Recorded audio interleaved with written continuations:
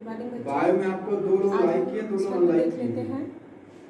छंद लिखे लय, गति, यति, तुक, क्रम से युक्त रचना को छंद कहते हैं।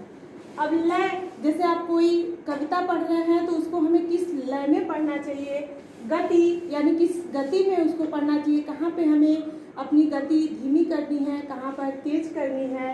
यति माने होता है विराम, यानी कहाँ पर हमें रुकना है।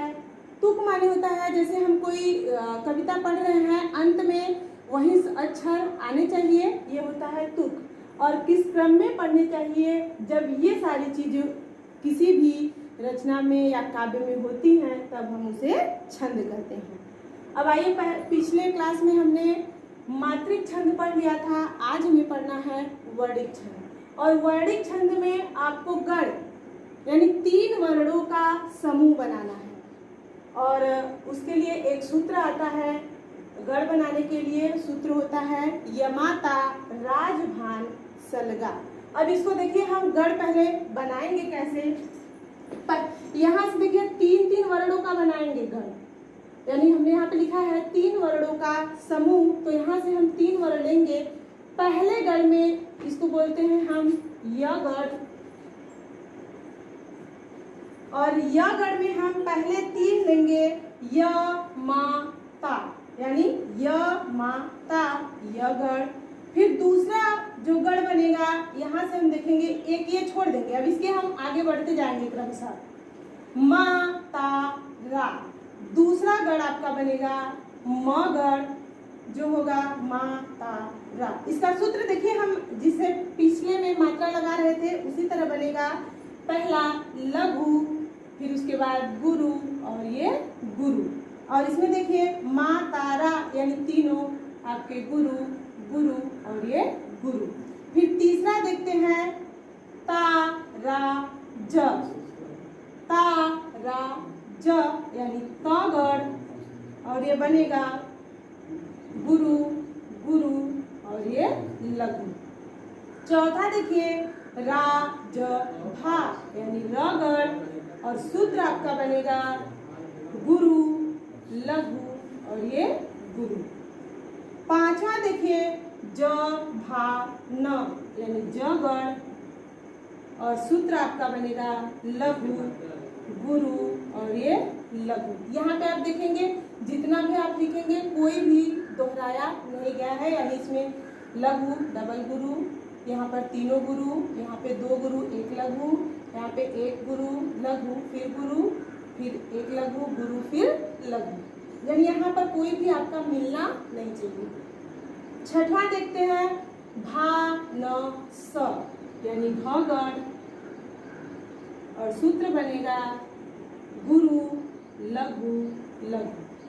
सातवां देखते हैं न स ल यानी न गण, और सूत्र बनेगा लघु लघु लघु। अब आइए लास्ट 8वां देखते हैं स ल गा, यानी ये तीनों लास्ट में बच गए, अब इसके आगे हम नहीं जाएंगे, और ये बनेगा स गण, सूत्र आपका लघु लघु और ये गुरु। अब इसी के आधार पर हम पढ़ेंगे आपका आगे वर्णिक छंद, जिसमें पहला है इंद्र व्रजा। देखिए इंद्र व्रजा में 4 चरण होते हैं, यानी 4 चरण वाले इस छंद के प्रत्येक चरण में 11 वर्ण होते हैं, और प्रत्येक चरण में 2 तगड़ 1 जगड़ तथा अंत में 2 गुरु होते हैं। ये जो हमने लिखा है 2 तगड़ 1 जगड़, तो यहाँ पे आप जो ये सूत्र लिखे हैं यहाँ से आप देख लेंगे कि हमारा कहाँ पे तगड़ में कौन सा सूत्र है और जगड़ में कौन सा सूत्र है। अभी हम उदाहरण जब बताएंगे तो फिर आपको बता देंगे।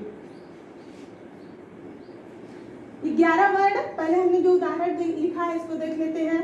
मैं जो नया ग्रंथ विलोकता हूँ, भाता मुझे सो नव मित्र सा है, देखूं उसे मैं नेम से ही, मानो मुझे मिला मित्र पुराना। अब देखिए 1 2 3 4 5 6 7 8 9 10 11, हमने पहले क्या लिखा है 11 वर्ण होते हैं, ये हो गए आपके 11 वर्ण। अब मात्राएं हम लगाते हैं, देखिए गुरु